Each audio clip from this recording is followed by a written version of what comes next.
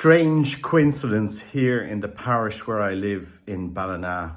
As people will remember, we just had a storm a few weeks ago, named after a character from Tolkien's Lord of the Rings, who, Tolkien being a Catholic, you could assume that this character has some significance with our Blessed Mother.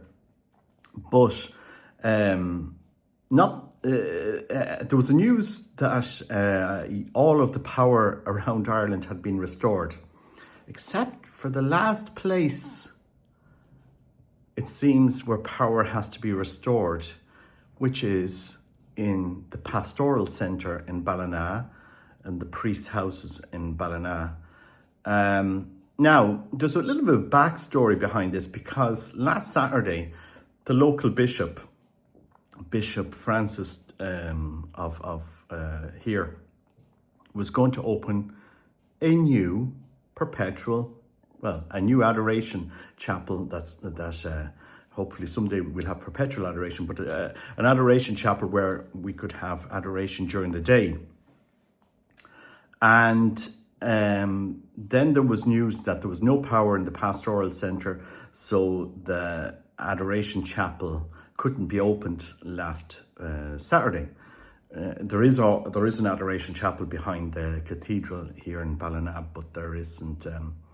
But it's very small, so this new one will be slightly bigger beside the pastoral centre, making more sense. But it seems that the last place in Ireland, now I'm checking this because it was on the news that all power had been restored, but seemingly as of yesterday, the power hadn't been restored to the pastoral centre beside the cathedral. It seems the last place where power is going to be restored is going to be to a new Adoration Chapel here in Ballina in Mayo. There is an awful fight against the Eucharist, against the sacraments, against the renewal of the faith. I don't see this as, I really do see this as a sign. Just when we were doing the School of Mary in Knock, people know this, everything was put in against this project of teaching people how to pray, of teaching people to understand union with God, of teaching people to follow the will of God in how we're supposed to change. We had a storm we had a number of incidences, but the storm and the power cuts, because last December the storm had passed, but there was no electricity in the Alexian Brothers that Saturday. Then just this storm gone by, we were supposed to finish the course we were doing, and then this big storm came in, so we've had to replan the School of Mary for March. Hopefully there'll be no storms then. But it was like everything. I kid you not.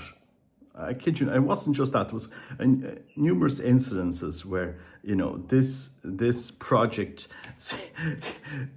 it just seemed to become under attack. And now this Adoration Chapel in our local Adoration Chapel here is paused. The move to the new Adoration Chapel is paused until the electricity comes back.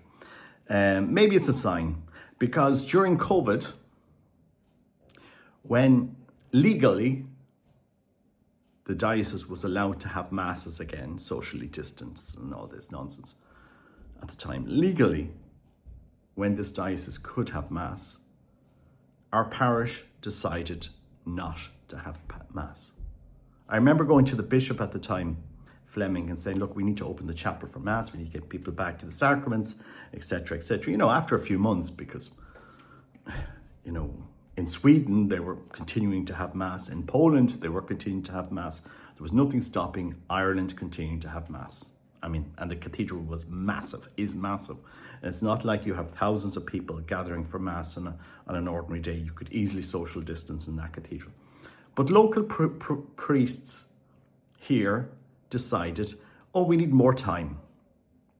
We need to implement the regulations.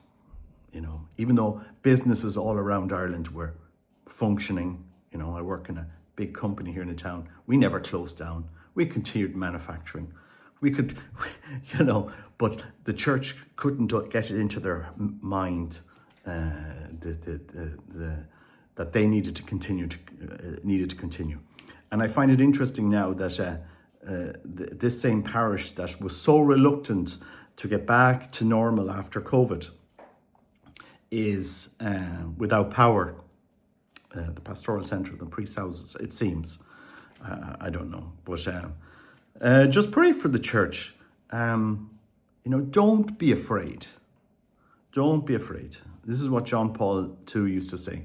Non abbiate paura. Nie bójcie się in Polish. Non abbiate paura in Italian. Don't be afraid. Trust in God. Have faith in God.